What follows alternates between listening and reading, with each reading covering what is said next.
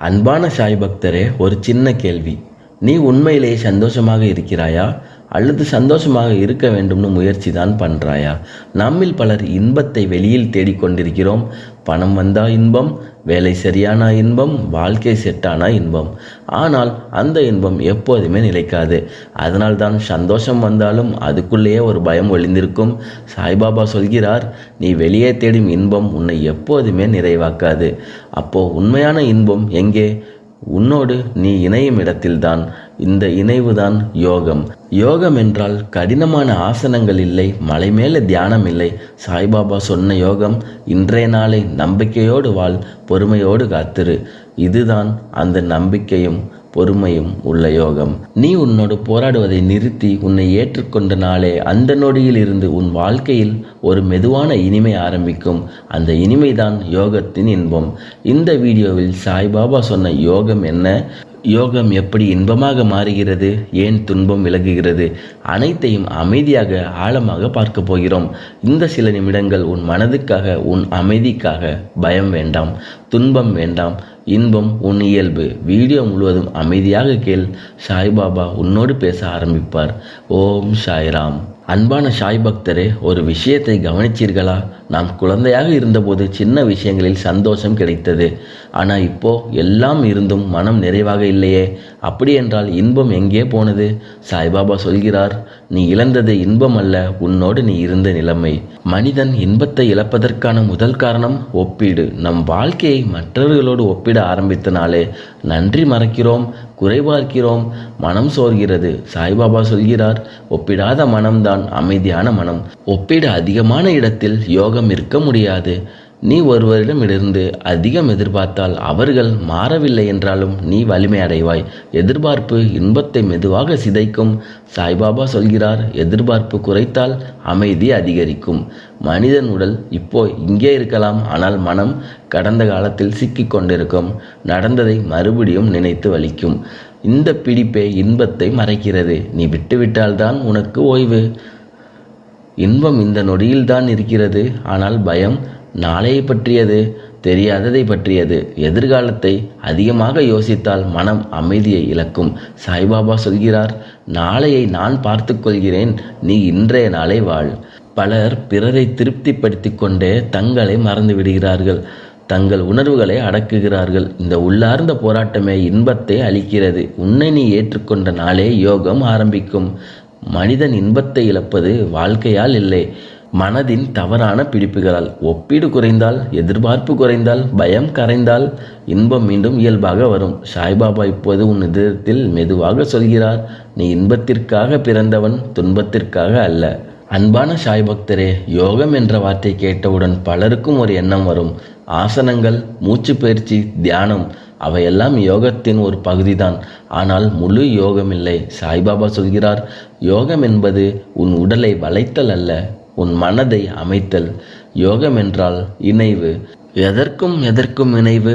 உன் மனம், உன் உடல், உன் எண்ணம், உன் செயல், உன் ஆன்மா, இறை நம்பிக்கை. இந்த மூன்றும் ஒரே திசையில் வந்தால் அதுவே யோகம். சாய்பாபா சொல்கிறார், நீ உன்னோடு சண்டை போடாமல் உன்னோடு நடக்க ஆரம்பித்தால் நீ யோகத்தில் இருக்கிறாய். சாய்பாபா யாரையும் கடினமான பாதைக்கு அழைக்கவில்லை. அவர் சொன்னது, உன் கடமையை நேர்மையாக செய். பயம் வந்தால் என்னை நினை, பொறுமையோடு காத்திரு. இதுதான் நம்பிக்கை.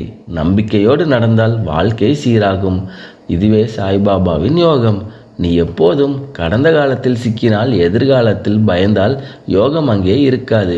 யோகம் எங்கே இருக்கிறது? இந்த நொடியில் தான் இருக்கிறது. சாய்பாபா சொல்கிறார், இன்றைய நாளை அமைதியாக வாழ்ந்தால் நாளை தானாக சீராகும். ஒரு நொடி மூச்சை கவனிப்பது, ஒரு நொடி அமைதியாக இருப்பது, அதுவே யோகத்தின் பயிற்சி. யோகம் என்பது எல்லாவற்றையும் நாமே கட்டுப்படுத்த வேண்டும் என்ற பிடிப்பை விடுவது. சாய்பாபா சொல்கிறார், நீ சுமையை விட்டுவிட்டால் நான் அதை தூக்கிக் கொள்வேன். இந்த ஒப்படைப்பு வந்தால் பயம் குறையும், மனம் லேசாகும், வாழ்க்கை ஓடத் தொடங்கும். இதுவே யோக நிலை.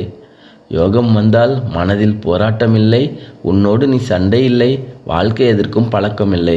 அதனால்தான் யோகம் இயல்பாகவே இன்பமாகவே மாறுகிறது. சாய்பாபா சொல்கிறார், அமைதிதான் மனிதனின் உண்மையான செல்வம். யோகம் என்பது புதியதை அடைவதில்லை, உன்னை நீ இழக்காமல் இருப்பது. அந்த நிலை வந்தால் இன்பம் உன் முயற்சி அல்ல, உன் இயல்பு.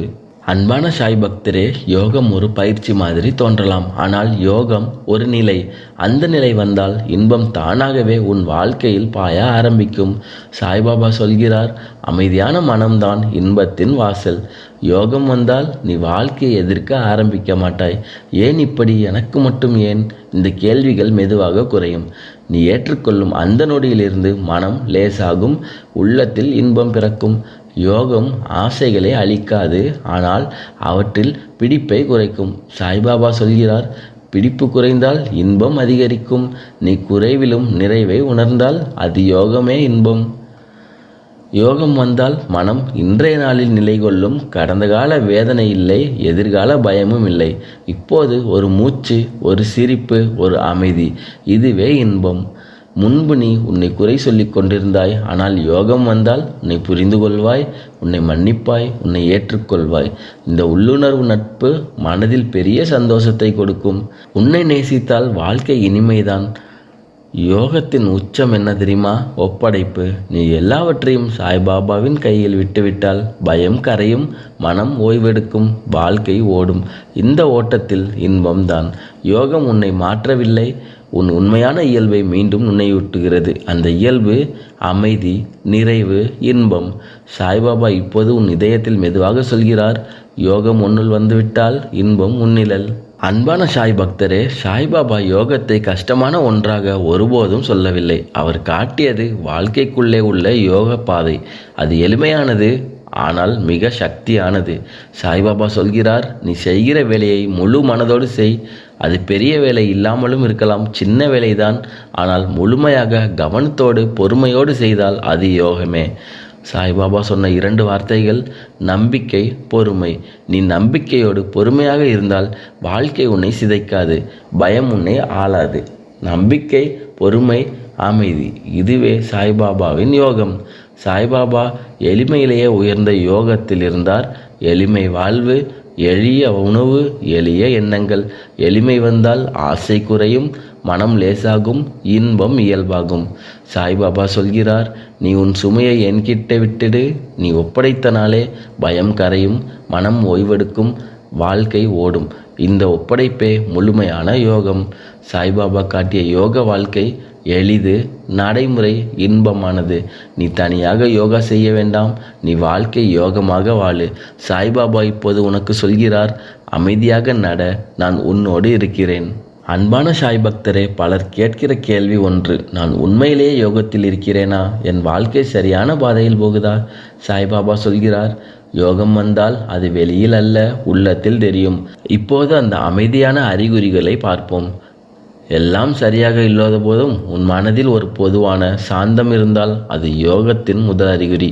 அமைதி உள்ள இடத்தில் இன்பம் தங்கும்.